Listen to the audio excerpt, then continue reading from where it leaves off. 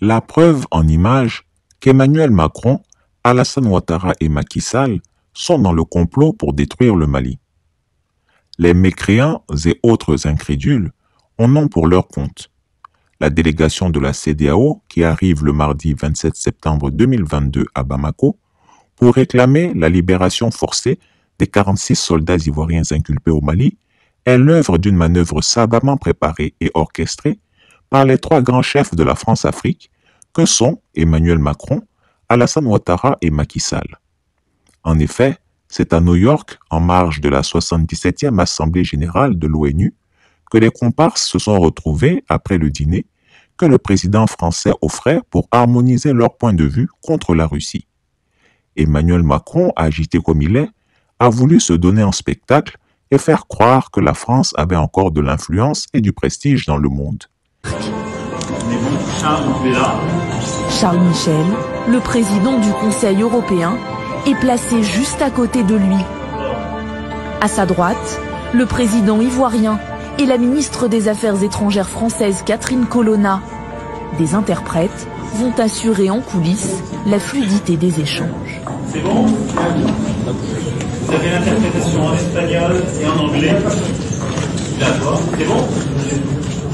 9 invités autour d'un repas, avec un enjeu crucial, stopper Vladimir Poutine.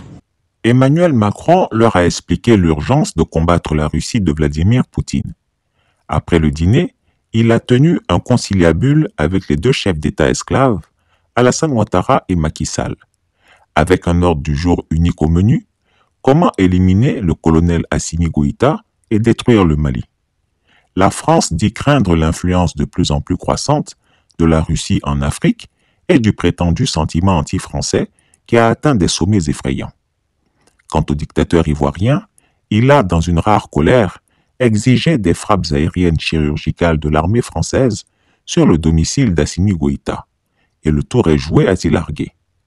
Quant à Macky Sall, bien que d'accord qu'il faille chasser les putschistes du pouvoir, il a mis un bémol aux propositions belliqueuses en déclarant que les opinions publiques africaines ne comprendraient pas de telles méthodes. Selon lui, la meilleure stratégie serait d'instruire la CEDEAO de sanctionner le Mali à nouveau et d'y envoyer une délégation de haut niveau des chefs d'État pour une médiation de la dernière chance. Si elle s'avérait infructueuse, cela serait le bon prétexte pour frapper le Mali au cœur.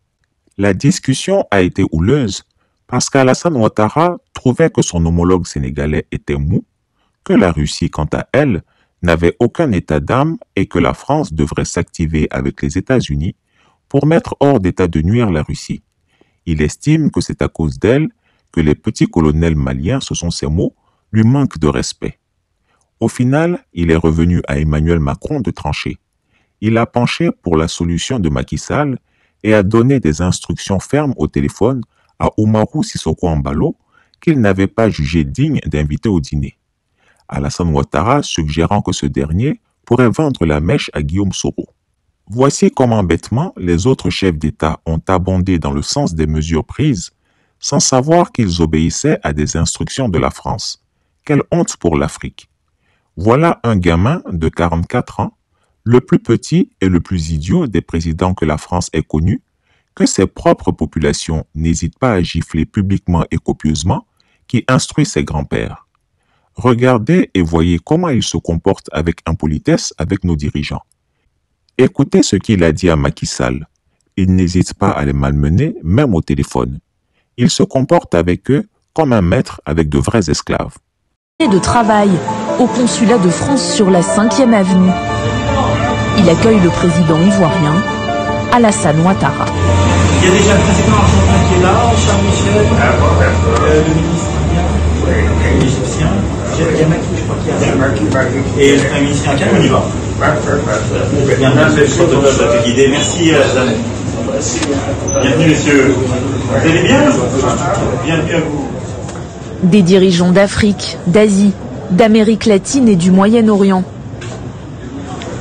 Et certains invités ont un peu de retard. Ah, c'est lui.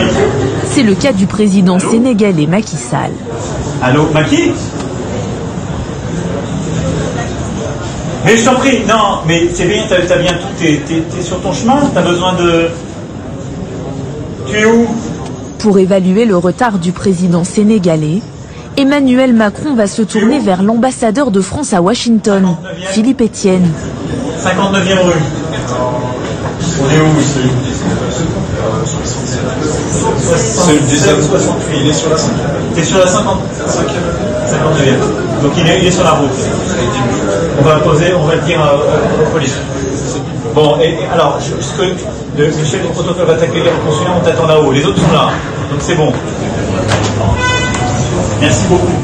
L'Afrique a mal. L'Afrique est infantilisée. L'Afrique est humiliée. Chris Yapi ne ment pas. Retrouvez Chris Yapi sur ses 2 chaînes YouTube, sa chaîne Dailymotion, Instagram et VK.